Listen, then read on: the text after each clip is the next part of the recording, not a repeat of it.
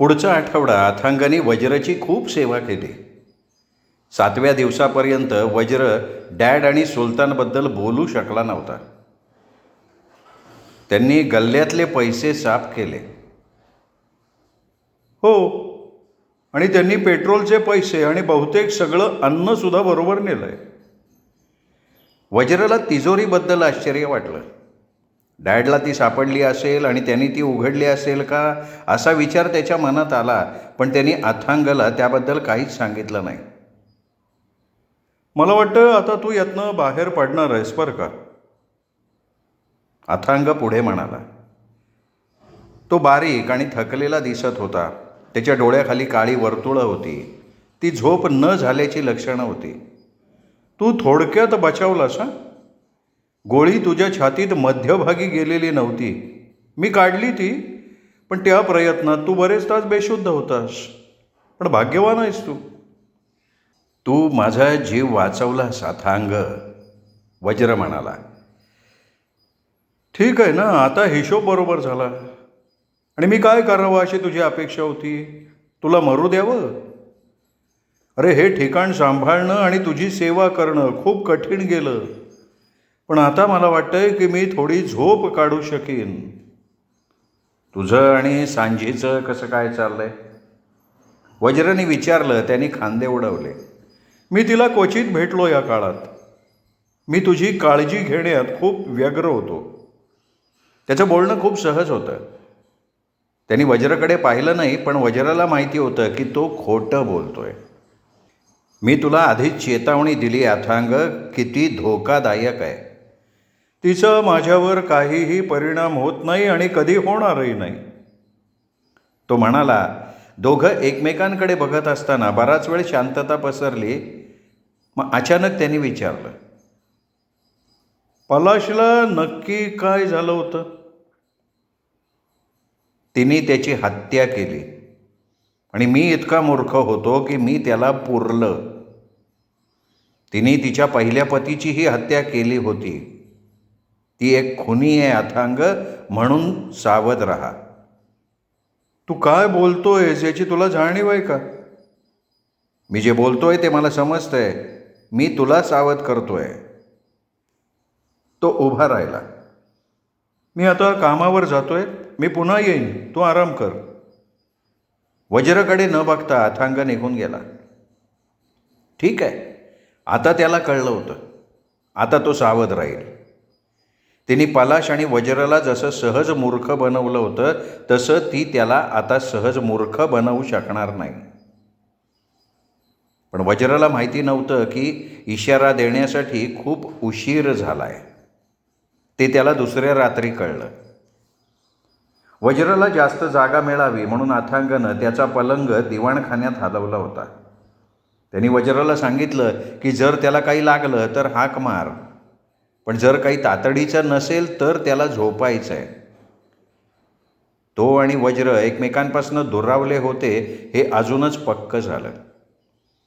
Sanji अधूनमधून खिडकीतून वज्राकडे पाहत असे, पण दूरच राहत असे. मध्यरात्रीच्या सुमाराला अथांगनं जेवणाची खोली बंद केली आणि दिवा मालवला. वज्रनं सांजीला 11 वाजल्यानंतर काही मिनिटांनी बंगल्यात जाताना पाहिलं होतं. अथांग रूममध्ये येईपर्यंत बंगल्यातले दिवे बंद झाले होते. त्यांनी वज्रच्या बेडरूमचा दरवाजा हळूच उघडला आणि विचारलं, तू जागा आहेस का रे? वज्र काहीही न बोलता झोपेचं सोंग घेऊन पडून राहिला. मग त्याला दरवाजा हळूच बंद झाल्याचा आवाज आला. नंतर अथांग सावल्यांमधनं बाहेर जाताना दिसला. तो वेगानं बंगल्याकडे चालत गेला. रूमकडे मागे पाहण्यासाठी थांबला. मग त्याने पुढचं दार उघडलं आणि तो बंगल्यात गेला. वज्राला तिची पद्धत माहिती होती. तो इतके दिवस स्वतःची फसवणूक करून घेत होता की अथांगला स्त्रियांबद्दल काही वाटत नाही आणि अथांगसुद्धा स्वतःचीच फसवणूक करत होता. वज्राला असहाय्य आणि खूप वाईट वाटलं. त्यात मत्सर नव्हता, भीती होती. एकदा तिने अथांगवर आपला ताबा मिळवला की ती त्याला तिजोरी उघडायला लावेल, मग ती त्याची हत्या करेल. वज्रनं त्याला चेतावणी दिली होती की एकदा पैसे हातात आल्यावर ती त्याची हत्या करेल आणि मग वज्रची हत्या करेल. त्यानंतर ती पैसे लपवून ठेवेल आणि मग पोलिसांना बोलवेल. वज्रने अथांगला डॅड आणि सुलतानचं वर्णन दिलेलं होतं. त्याने निश्चितपणे ते वर्णन सांझीला सांगितलं असेल. ती तर असाही दावा करू शकते की जेव्हा ती हल्दियामध्ये होती तेव्हा त्या दोघांनी अथांग आणि वज्रची हत्या केली. विचार करून करून डोक्याचा भुगा झाला वज्रच्या. छातीत दुखत होतं ते वेगळंच. रात्री अथांग 2 वाजता परत आला तेव्हा वज्रनं त्याची हजेरी घेतली. तिने तुला तिजोरी उघडायला सांगितले का? तिजोरी? कोणती तिजोरी? पलाशची तिजोरी.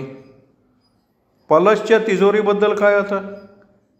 तिने तुला ती उघडायला सांगितली का? त्याच्या चेहऱ्यावरच्या गोंधळलेल्या हावभावांवरनं वज्राला दिसलं की तिने सांगितलेलं नव्हतं.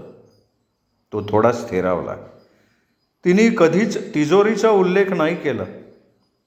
ती करेल आणि तुला ती उघडायला सांगेल. हे काय प्रकरण आहे? तुला काय म्हणायचं आहे?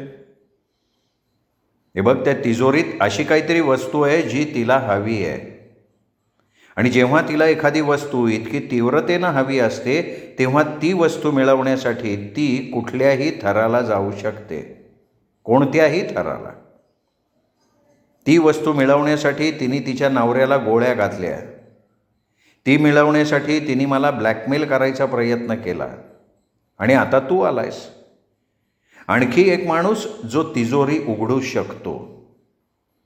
आणि ती तुला आपल्या जाळ्यात ओढायला सुरुवात करतीये. जेणेकरून तू ती उघडल्यावर ती तुला गाफील ठेवेल, तुझी हत्या करू शकेल. हे ऐकायला अविश्वसनीय वाटतंय नाही का? पण तसं नाही आहे. ती तुझी हत्या करेल. जशी तिने तिच्या पहिल्या नवऱ्याची हत्या केली, जशी तिने पलाशची हत्या केली आणि माझीही जवळजवळ हत्या केलीच होती. मी तुला सांगतो, ती तिजोरी उघडू नकोस. वज्र म्हणाला. पण आत्तापर्यंतच्या बोलण्याच्या श्रमाने तो इतका थकून गेला होता की त्याला घाम फुटला होता.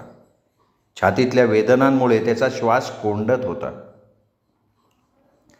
तू वेड्यासारखा बोलतोयस. अशी कोणती वस्तू आहे जी तिला इतकी तीव्रतेनं आणि तातडीनं हवी आहे? तिजोरीत 50 लाखापेक्षा जास्त रोकड आहे हे वज्र अथांगला सांगणारच नव्हता. मी तुला सांगितलं होतं की पोलिसांना संशय होता की तिने तिच्या पहिल्या नवऱ्याची हत्या केली आहे. तिने पलाशची पण हत्या केली आहे.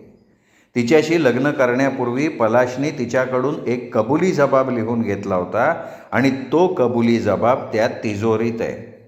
मी तो पाहिला आहे.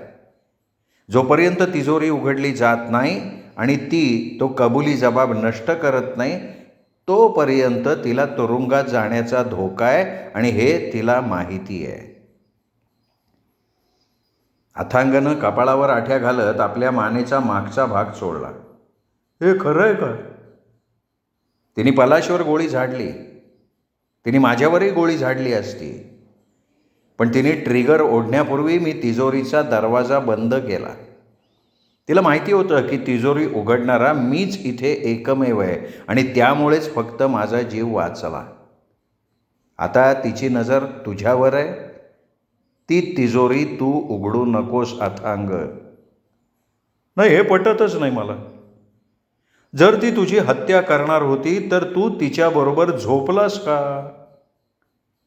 वज्र त्या प्रश्नासाठी तयार होता. अथांग हा प्रश्न विचारणारच होता हे उघड होतं. हे बघ, जोपर्यंत ती तिजोरी बंद होती तोपर्यंत ती माझं काहीही करू शकत नव्हती. आम्ही इथे 5 आठवडे एकत्र आणि एकटेच राहिलो. त्यानंतर मी तिला स्पर्श केला. पण तिच्याशी रोमांस करताना प्रत्येक वेळी मी मनाला बजावत होतो की काहीही झालं तरी तिजोरी उघडायची नाही आणि मी ते पाळलं. आता वज्रच्या चेहऱ्यावर घाम आला होता. त्याला श्वास घ्यायला त्राससुद्धा होत होता. अथांग त्याची अवस्था बघून जवळ आला. अरे बाबा, तुला शांत व्हायला लागेल. तू किती आजारी आहेस तुझ्या लक्षात येत नाही का? तू चिडचिड करणं थांबव रे बाबा आणि आधी शांत हो. वज्रनी त्याचं मनगट पकडलं. अथांग, जर तू ती तिजोरी उघडलीस ना तर ती आपल्या दोघांनाही मारून टाकेल. मी तुला सावध करतोय अथांग. अरे, जर तू ती तिजोरी उघडलीस तर आपण दोघेही संपलो. तू शांत हो मित्रा. तिने मला अजून तरी तिजोरी उघडायला सांगितलेली नाही आहे. पण आत्तापर्यंतच्या एवढ्या बोलण्यानं वज्रला ग्लानी आली होती. तो गाढ झोपेपर्यंत अथांग तिथे थांबला. दुसऱ्या दिवशी सकाळी अथांग आत आला. त्यांनी वज्रची दाढी केली. तो शांत होता. दोघांनीही त्या तिजोरीबद्दल काहीही उल्लेख केला नाही. दिवस हळूहळू सरकत होता. वज्र खिडकीजवळ पडून बाहेर चाललेली धावपळ पाहत होता. सांजी आणि अथांग दोघेही खूप कष्ट करत होते. दुपारच्या जेवणाच्या वेळी आणि पुन्हा रात्रीच्या जेवणाच्या वेळी खोलीत खूप गर्दी होती. अखेरीस सुमारे 10 वाजता रस्त्यावरची वर्दळ कमी झाली आणि अथांगला वज्रसाठी सूप आणायला वेळ मिळाला. आजचा दिवस खूप धावपळीचा होता रे बाबा. तू पुन्हा उठून फिरायला लागला ना की मला फार आनंद होईल. मी लवकरच फिरायला लागेन. आणि हां वज्र, आम्ही रात्रीचं जेवण करत असताना आज पहिल्यांदा तिने मला विचारलं की मी तिजोरी उघडू शकीन का? दचकल्यामुळे वज्राच्या हातातून थोडं सूप सांडलं. तिने तुला विचारलं? हो. मी म्हणालो की ती तिजोरी पाहिल्याशिवाय मी काही सांगू शकणार नाही. आता वज्राच्या हृदयाची धडधड वाढली होती. मग काय म्हणाली ती? तेवढ्यात एक ट्रक आला आणि आमचं ते बोलणं थांबलं. नंतर आम्हाला त्याबद्दल पुन्हा बोलायला वेळ नाही मिळाला. जोपर्यंत ती तिजोरी बंद आहे तोपर्यंत तू ठीक आहेस आणि मी सुद्धा. आणि अथांग, मी ही मस्करी करत नाही आहे. ठीक आहे, तर तू मस्करी करत नाही आहेस. जर परिस्थिती इतकी गंभीर असेल तर मला पलाशची बंदूक दे ना, ज्याने तो नेमबाजीचा सराव करायचा. ती बंदूक तिच्याकडे आहे. ती म्हणतीये की त्या बंदुकीची कुठेतरी तिने विल्हेवाट लावली आहे, पण मला नाही वाटत तसं. या धक्क्याने तो हादरला. त्याचे डोळे बारीक झाले. त्याचे ओठ घट्ट मिटले गेले. पुढचे 4 दिवस काहीही घडलं नाही. 5व्या दिवशी वज्रला पहाटे जाग आली कशाने तरी आणि अथांग खोलीत येताना दिसला. वज्रनं काही विचारण्यापूर्वीच तो म्हणाला, तिने मला तिजोरी दाखवली आणि ती उघडायला सांगितली. मी तिला सांगितलं की ही जुन्या प्रकारची तिजोरी आहे, मी ती उघडू शकत नाही. वज्रनी सुटकेचा एक मोठा श्वास घेतला. मग काय झालं? ती म्हणाली की ती तिजोरी उघडायचा काहीतरी मार्ग असलाच पाहिजे. तिला ती स्फोट करून उघडायची होती. मी म्हणालो की ते खूप धोकादायक आहे आणि सांगितलं मी तिला की डायनामाईटचं काम माझ्या आवाक्याबाहेरचं आहे. तिचा तुझ्यावर विश्वास बसला? का नाही बसणार? मी ते खूप खात्रीशीर वाटेल अशा प्रकाराने सांगितलं तिला. तिने सांगितलं का की तिला ती तिजोरी का उघडायची? हो. ती म्हणाली तिजोरीत पैसे आहेत. जर मी ती तिजोरी उघडली तर ते पैसे आम्ही वाटून घेऊ. आणखीन एक मोठा विराम तिथे पसरला. मग त्याने विचारलं, तिजोरीत काही पैसे आहेत का वज्र? त्याला सत्य सांगणं घातक ठरलं असतं. 3,000 रुपये आहेत. पलाश घोषनं ते अडीअडचणीसाठी तिथे ठेवलेले होते. तिला ते पैसे नको आहेत रे, तिला कबुली जबाब हवा आहे. पण ती म्हणाली की तिथे खूप पैसे आहेत. खोटं बोलते रे ती. तिजोरी उघडायला लावण्यासाठी ते एक आमिष आहे. ठीक आहे, तिचा भ्रमनिरास होईल. दुसऱ्या दिवशी सकाळी अचानक सांजी वज्र समोर आले. मला सांग, तिजोरी कशी उघडायची? ती म्हणाली. तिचा आवाज कर्कश आणि अस्थिर होता. जर तू मला सांगितलं नाहीस तर मी पोलिसांना फोन करीन आणि तू परत नागपूर जेलमध्ये जाशील. पण आता ती त्याला ब्लॅकमेल करू शकत नव्हती. सगळे पत्ते त्याच्या हातात होते. जा की कर फोन, तुला पैसे मिळणार नाहीत आणि मी त्यांना सांगेन तुझ्या नवऱ्याला कुठे शोधायचं. हे बघ, स्वतःची फसवणूक करून घेऊ नकोस. ते तुझ्या शब्दापेक्षा माझ्या शब्दावर विश्वास ठेवतील जेव्हा मी त्यांना फणींद्र फडबद्दल सांगेन. आणि तेव्हा मात्र तू खूप मोठ्या अडचणीत सापडशील. पोटात गुद्दा मारल्यासारखा तिला धक्का बसला. ती मागे सरकली. तिच्या आवळलेल्या दातांमधनं श्वास बाहेर पडण्याचा आवाज ऐकू आला. तिचा चेहराच उतरला. तिच्या डोळ्यात आलेली भीती पाहण्यासारखी नव्हती. तुला फणींद्रबद्दल काय माहिती आहे? मला माहिती आहे की तू त्याची हत्या केली आहेस.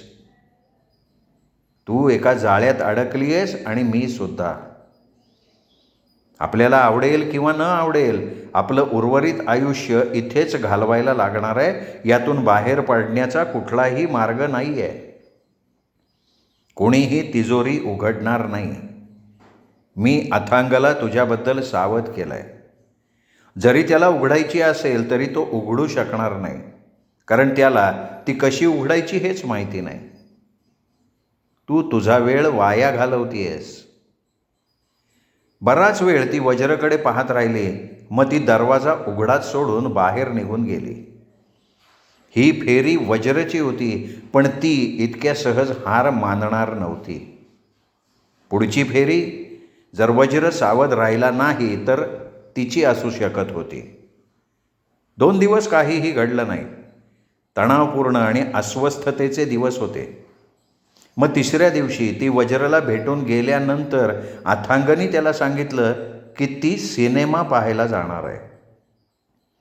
वज्रच्या मनात धोक्याची घंटा वाजली.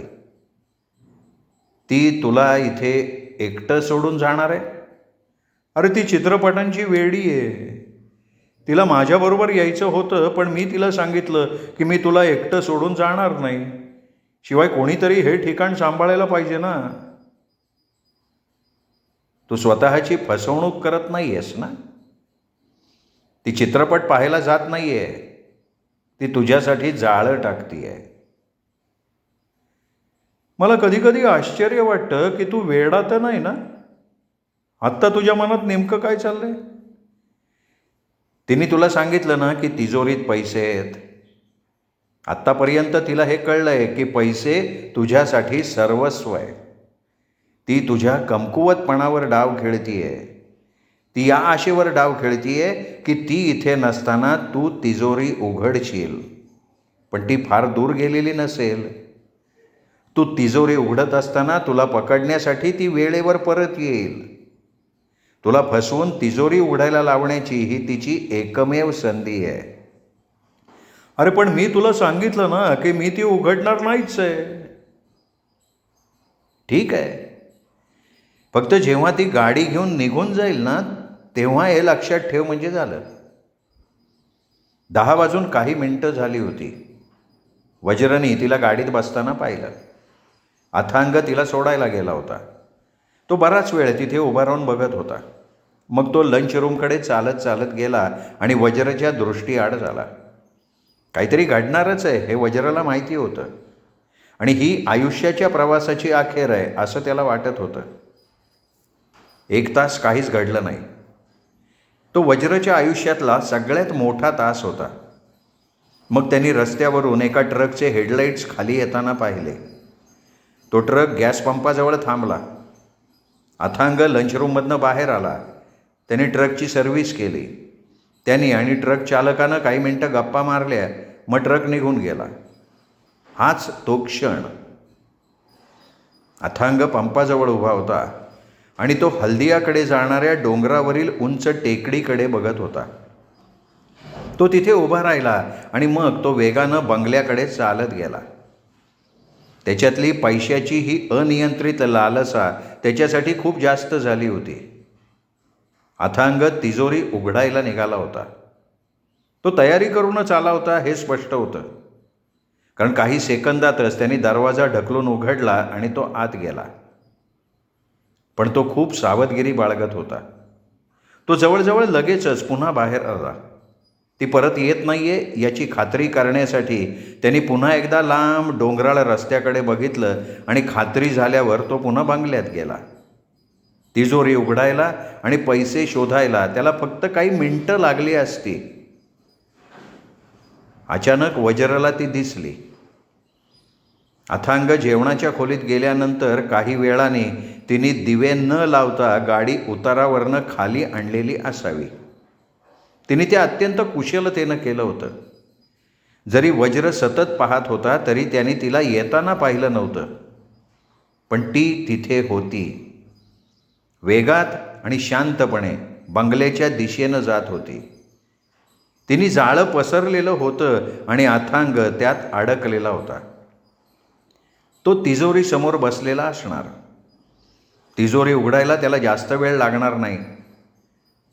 ते सगळं पैशांचं दृश्य बघून तो थक्क होईल. तो इतका थक्क होईल की त्याला दरवाजा उघडल्याचा आवाजसुद्धा ऐकू येणार नाही. येताना तिने वाटेत लपवलेली रिव्हॉल्वर आणलेली असणार. ती त्याला ठार मारेल वज्रला याची खात्री. आणि ती तिथे होती त्याच्यापासून काही फुटाच्या अंतरावर. वज्रने अंगावरची चादर आणि ब्लँकेट फेकून दिलं. पाय जमिनीवर ठेवले. धडपडत धडपडत दरवाजापर्यंत पोहोचला आणि स्वतःला सावरण्यासाठी त्याने हँडल पकडलं. त्याच्या छातीत तीव्र वेदना होत होत्या, पण त्यांनी त्याच्याकडे दुर्लक्ष केलं. त्याच्या मनात फक्त एकच विचार होता की आपण बंगल्यात जाऊन त्याला वाचवायचं आहे. कसाबसा वज्रने दरवाजा उघडला, हॉल ओलांडला आणि पुढचा दरवाजा उघडला. छातीतून रक्तस्राव होत होता. त्यांनी पुढचं दार उघडलं आणि डगमगत अंधारात तो पुढे सरकला. आता सांझीचा कुठेही मागमूस नव्हता. अडखळत अडखळत आणि हळूहळू वाळूतून चालत तो बंगल्याच्या दिशेनं चालत होता. बंगल्याच्या पुढच्या दाराजवळ पोचला होता तेव्हाच त्याला बंदुकीच्या गोळीचा जोरदार दबलेला आवाज ऐकू आला. त्या आवाजानं त्याचं हृदय धडधडलं. एका जड वस्तूच्या पडण्याचा आवाज ऐकून तो थांबला. मग कशाचीही पर्वा न करता हा आपल्या आयुष्याचा शेवट आहे हे जाणून त्यांनी दार ढकलून उघडलं आणि दिवाणखान्यात गेला. अथांग भिंतीला टेकून उभा होता. त्याच्या हातात .45 कॅलिबरची बंदूक होती. तिजोरीचं दार सताड उघडं होतं. त्यातलं सामान 2 कपाटांमध्ये व्यवस्थित रचलेलं दिसत होतं. अथांगच्या पायाशी सांझी पडली होती. सांझीच्या कपाळावर एक निळसर काळं भोक होतं. वज्र आणि अथांग एकमेकांकडे पाहत राहिले. त्याच्या हातात रिव्हॉल्वर होतं. त्याचा चेहरा पिवळसर पांढरा पडला होता. भीतीमुळे घामाच्या थेंबांनी त्याचा चेहरा चमकत होता. वज्र आत येताच घाबरून त्यांनी वज्राचे हात आपल्या हातात घेतले. त्याच्या हातातलं रिव्हॉल्वर वज्राने घेतलं. त्याला सांभाळून घेण्यासाठी त्याचा खांदा डाव्या हातानं थोपटत तो म्हणाला, "हे बघ, घाबरू नकोस. काय झालं नेमकं?" "तू बरोबर बोलला होतास रे. जर तू मला सावध केलं नसतंस ना तर तिने मला संपवलंच असतं. मला तिला मारायचं नव्हतं वज्र, खरंच सांगतो.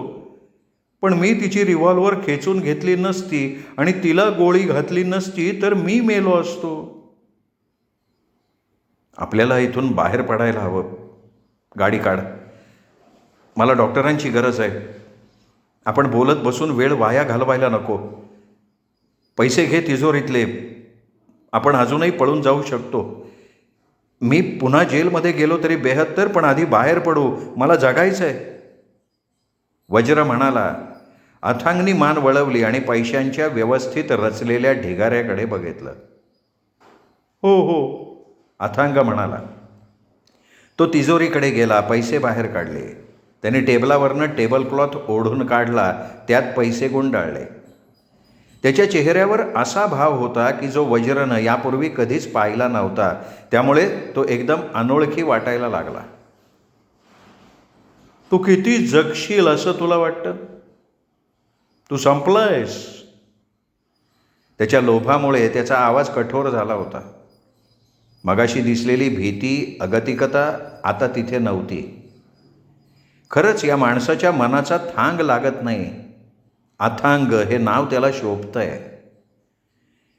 एवढ्या पैशांनी मी एक नवीन आयुष्य सुरू करू शकीन, ज्या प्रकारचं आयुष्य मला नेहमी जगायचं होतं.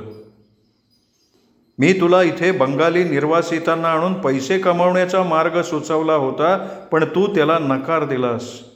स्वतःलाही पैसे घेतले नाहीस, मलाही घेऊ दिले नाहीस. गाडीत तुझ्यासाठी जागा नाहीये असं बघू नकोस माझ्याकडे. तुला वाटतंय का तुझी किंमत तिजोरीतल्या 50 लाखांपेक्षा जास्त आहे?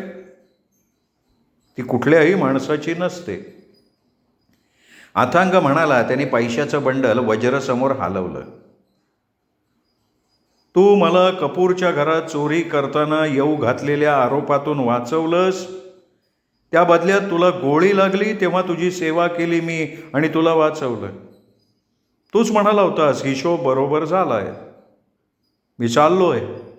तू तुझ्या मरणाने इथेच मर. अथांग म्हणाला आणि पैशाचं गाठोडं घेऊन उडी मारून वज्राला ओलांडून पलीकडे निघून गेला. वज्राला कशाची पर्वा राहिली नाही. त्यांनी अचानक निर्णय घेतला. त्याला गाडीपर्यंत जाऊ दिलं आणि अथांगनं मगाशी त्याच्या हातात हात मिळवले तेव्हा अनावधानानं त्याच्या हातात दिलेली रिव्हॉल्वर उचलली आणि अथांगवर नेम धरला. पण नेम चुकला. गोळी त्याच्या डाव्या पंज्यात शिरली, दुसरी उजव्या पंज्यात शिरली आणि हातातलं गाठोडं खाली पडलं. तिसरी गोळी मात्र त्याच्या डोक्याला भोक पाडून पलीकडे निघून गेली आणि अथांग खाली पडला. वज्रनी त्याच्या पायाशी पडलेल्या सांझीकडे बघितलं. तिच्या चेहऱ्यावर रक्त होतं. भीतीमुळे तिचं तोंड वाकडं झालं होतं. ती भयानक दिसत होती. आज ना उद्या कोणीतरी जरा विसावाला येईल आणि त्यांना बंगल्यातला दिवा लागलेला दिसेल. ते कोणीही असोत, ते खिडकीतून आत डोकावतील आणि त्यांना आतलं दृश्य दिसेल. जर तोपर्यंत वज्र मेला असता तर काही फरक पडला नसता, पण जर जिवंत राहिला असता आणि जर आत येणारा माणूस त्याचा जीव वाचवू शकला असता तर त्याच्यासाठी काहीही भविष्य नव्हतं. वज्रनं तिला मारलं नाही यावर कोणीही विश्वास ठेवला नसता. जेव्हा पलाश घोषचा मृतदेह सापडेल तेव्हा वज्रनं त्यालाही मारलं नाही याच्यावर सुद्धा कोणीच विश्वास ठेवणार नाही. मृत्यूची वाट बघणं म्हणजे वेदनेचा डोंब सहन करणं नकोच ते. या विचारानं वज्रनी शांतपणे रिव्हॉल्वरची नळी आपल्या डोक्याला लावली. तिजोरी सताड उघडी होती. तिजोरीजवळ सांझी थारोळ्यात पडली होती. बाहेर कारजवळ अथांग पसरला होता आणि तिजोरीतल्या 50 लाखांच्या नोटा गाठोड्यातून सुटून जमिनीवर पसरलेल्या होत्या. श्रोतेहो, हा होता आजचा भाग अभय बापट लिखित तिजोरी या कादंबरीचा. तिजोरी या कादंबरीचा शेवटचा भाग श्रोतेहो आपल्याला उद्या ऐकायला मिळेल दीपक रेगे कथाकथन चॅनलवर. नमस्कार.